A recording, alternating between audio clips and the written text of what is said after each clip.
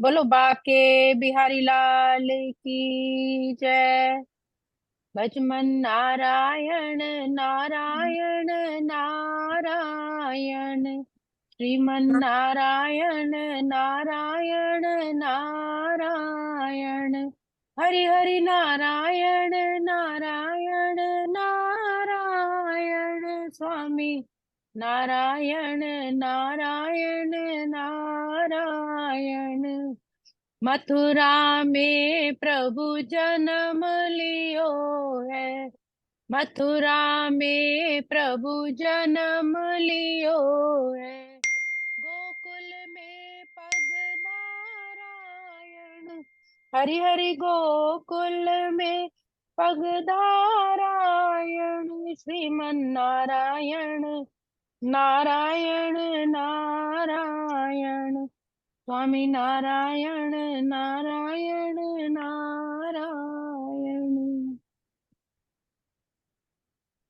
वसुदेव सुतं देवं कंस चाणूरमर्दनं, देवकी परमानन्दं कृष्णं वन्दे जगद्गुरुं, कृष्णं वन्दे जगद्गुरुम्। ओम श्री परमात्मने नमः। श्रीमद् भगवत गीता अष्टमोऽध्यायः। प्रभु की प्यारी सात संगत जी, हम 8वें अध्याय का श्रवण कर रहे हैं। श्लोक क्रमांक हमने 15 तक श्रवण किए।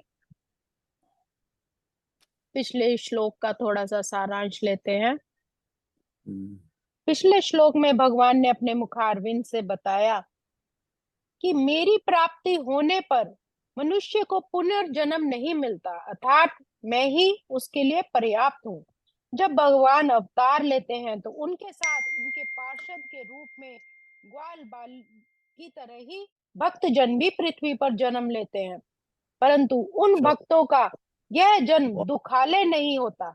जैसे कि मनुष्य का जन्म होता है, जन्म होते ही उसे खाने पीने की चीजों के लिए बता ना पाने पर कष्ट होता है, जवान होने पर इच्छा अनुसार विवाह ना होने पर दुख होता है, यदि विवाह हो जाए तो कभी पत्नी का दुख तो कभी संतान का दुख होता है, वृद्धावस्था आने पर उसके शरीर असमर्थ हो जाता है, विभिन्न प्रकार के रोग उसको घेर लेते हैं, चलना फिरना खाना पीना सभी में असमर्थ हो जाता है।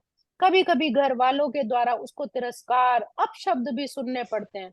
इसीलिए प्रभु ने इस संसार को दुखालय कहा कि जहां तक भी जब तक वो रहेगा तब तक उसको दुख ही भोगने पड़ते हैं। यदि वो पशु पक्षी कीट पतंगा भी बन जाए तब भी उसको सर्दी गर्मी हवा बारिश सभी तरह के, या कभी कभी बड़े जानवर जो छोटे जीवों को खा लेते हैं, इस तरह के दुख उसे भुगतने ही पड़ते हैं। इसलिए भगवान कहते हैं कि इन सभी प्रकार की योनियों में बहुत सारे दुख है, और ऐसे ही नरक में 84 लाख योनियों में दुख भोगना पड़ता है। इसीलिए इस संसार को दुखालय कहा है। और मेरी प्राप्ति होने पर उसको वो उसे फिर इस दुखालय में नहीं रहना पड़ता, वो फिर मेरे ही दास हमेशा मेरे ही पास रहता है। और ऐसे महात्मा जनों का फिर पुनर्जन्म को वो प्राप्त न होने के कारण परम सिद्धि को प्राप्त होते हैं, अर्थात परम प्रेम को जो प्राप्त हो जाते हैं। जैसे जैसे एक यहाँ उदाहरण दिया है कि लोभी व्यक्ति को जब धन मिल जाता है और उसको थोड़ा मालूम होता है कि उसके धन थोड़े समय बाद फिर उसकी भूख और बढ़ती है और बढ़ती है, ऐसे ही अपने अंश जो परमात्मा का सच्चा अंश है, जो भक्त है, उसके प्रेम की भूख निरंतर बढ़ते रहने के कारण अनंत प्रेम को वो प्राप्त हो जाता है। और ऐसा प्रेम ही अंतिम सिद्धि है, इसके समान कोई दूसरी सिद्धि ही नहीं है। ये हमने पिछले श्लोक में श्रवण किया था। अब अगला श्लोक, श्लोक क्रमांक 16। आ ब्रह्म भुवनालोका पुनरावर्ति इनोर्जुन मामुपेत्य तु कौन्ते पुनर्जन्म न विद्यते। जितनी भी भोग भूमियां हैं उन सब में ब्रह्मलोक को सबसे श्रेष्ठ बताया। मात्र पृथ्वी मंडल का राजा हो और उसका धन धान्य संपूर्ण राज्य हो, स्त्री पुरुष परिवार सभी अनुकूल हो, उसकी युवावस्था हो, शरीर भी निरोग हो, यह मृत्यु लोक का पूर्ण सुख माना गया है। मृत्यु लोक के सुख से भी 100 गुना अधिक सुख देवताओं का माना गया है। मर्त्य देवता उनको कहते हैं जो पुण्य कर्म करके देवलोक को प्राप्त होते हैं, और फिर उनके जब पुण्य कर्म क्षीण हो जाते हैं फिर वो मृत्यु लोक में आते हैं। तो इस तरह ये ब्रह्म लोक भी का सुख भी सीमित, परिवर्तनशील और विनाशी है, परंतु भगवत प्राप्ति का सुख अनंत है, अपार है, अगाध है। ये सुख कभी भी नष्ट नहीं होता। अनंत ब्रह्म, अनंत ब्रह्मांड चाहे समाप्त भी हो जाए, लेकिन परमात्मा का सुख, उसकी भक्ति का सुख कभी भी नष्ट नहीं होता, वो सदा बना रहता है। पुनरावर्तिनः, यह एक भाव है कि ये प्राणी साक्षात परमात्मा का अंश होने के कारण नित्य है, सदा शाश्वत है। अतः जब तक नित्य तत्व परमात्मा को प्राप्त नहीं कर लेता, तब तक कितने ही ऊंचे लोकों में जाने पर उसको फिर यहाँ पुनः लौटना ही पड़ता है। अतः ब्रह्मलोक आदि उच्च लोक में जाने वाला भी फिर पुनर्जन्म को प्राप्त होता है, किंतु जिसका मन, जिसका हृदय परमात्मा में लग गया, फिर उसको पुनर्जन्म प्राप्त नहीं होता।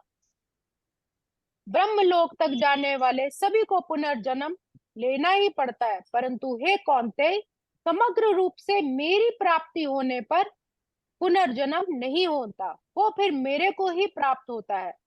और मुझे प्राप्त होने पर संसार में जन्म मरण के चक्कर में फिर वो नहीं पड़ता। कारण ये है कि मैं कालातीत हूँ, अर्थात काल से भी परे। अतः मेरे को प्राप्त होने वाला भी फिर कालातीत हो जाता है। यहाँ पर मामुपेत्य अर्थ दिया है कि जिसको मेरा दर्शन हो जाए, जिसे मेरे स्वरूप का बोध हो जाए, फिर वो मुझ में ही समा जाता है, मेरे अंदर ही वो प्रवेश हो जाता है। जैसे हम आगे 11वें अध्याय में भी श्रवण करेंगे कि परमात्मा के विराट स्वरूप में ही सब समाहित हो रहे हैं। मेरे को प्राप्त होने पर पुनर्जन्म क्यों नहीं होता, अर्थात जीव लौट कर संसार में क्यों नहीं आता? क्योंकि जीव मेरा अंश है और मेरा परम धाम ही उसका वास्तविक घर है। ब्रह्मलोक आदि लोक इसके घर नहीं, इसलिए इसको वहां से लौटना पड़ता है। जैसे रेलगाड़ी का जहां तक का टिकट होता है वहां तक मनुष्य उसमें बैठ सकता है, उसके बाद उसे उतरना ही पड़ता है। परंतु वह अगर अपने घर में बैठा हो, अपने घर के लिए टिकट ली हो, तो उसे उतरना नहीं पड़ेगा, वो अपने गंतव्य तक ही पहुंचेगा। जो मेरे को प्राप्त हो गया है वो अपने घर में बैठा हुआ है, इसलिए उसको कभी उतरना ही नहीं पड़ेगा। तात्पर्य ये है कि भगवान को प्राप्त किए बिना ऊंचे से ऊंचे लोकों में जाने पर भी कल्याण नहीं होता। अतः साधक को ऊंचे लोक में भोगों की किंचित मात्र भी इच्छा नहीं करनी चाहिए, केवल और केवल परमात्मा का ही सिमरन करना चाहिए।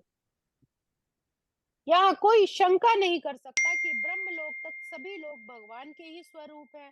फिर उन लोकों में जाने से वाले के संसार में पुनर्जन्म क्यों होता है?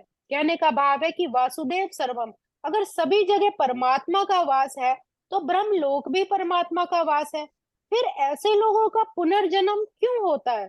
तो इसका समाधान ये है कि उन लोकों में जाने वाले मनुष्य भगवान के स्वरूप को नहीं समझते, उस परमात्मा से परमात्मा को नहीं मानते। पुनर्जन्म सुख शक्ति के कारण होता है, सुखा शक्ति के कारण, अर्थात जो सुख की कामना करते हैं। इसलिए यहाँ पर अब्रह्म भुवना लोका कहा गया है कि सांसारिक सुखों की आखिरी हद जो है वो ब्रह्मलोक है, जहां जाने पर जीव को फिर पुनः लौटना पड़ता है। अनंत ब्रह्मांडों का सुख मिलकर भी जीव को सुखी नहीं कर सकता, उसको जन्म मरण नहीं मिटा सकता। इसीलिए संसार के सुख की आशा करने वाले केवल धोखे में ही रहते हैं, किंतु जो उस परमात्मा से सच्चे मन से प्यार करता है वही फिर उनके हृदय में वास करता है। आज के श्लोक को हम यही विराम देंगे। ओम श्री कृष्णार्पणमस्तु। हरे नमः। हरे हरे नमः। नमः। हरे नमः। श्री कृष्ण गोविंद हरे मुरारे, हे नाथ नारायण वासुदेवा। श्री कृष्ण गोविंद हरे मुरारे, हे नाथ नारायण वासुदेवा। पित मात स्वामी सखा हमारे, हे नाथ नारायण वासुदेवा। श्री कृष्ण गोविंद हरे मुरारे, हे नाथ नारायण वासुदेवा। हे नाथ नारायण वासुदेवा। बोलो बाके बिहारी लाल की जय। हे सतगुरु महाराज की जय। सब जय संतन की जय। जय। बहुत सुंदर, धन्यवाद संगीता जी। और इसके बाद धन्यवाद फिर सारी संगीता जी संगत, के बाद धन्यवाद। संगीता जी के पिताश्री से सुनते हैं, ओम प्रकाश अरोड़ा जी से। सुनाइए। फिर हम 10 मिनट के बाद हम रामायण जी का पाठ शुरू करते हैं। ठीक है, ओके, लगाओ। सारी संगत नु जय बापू जी दी।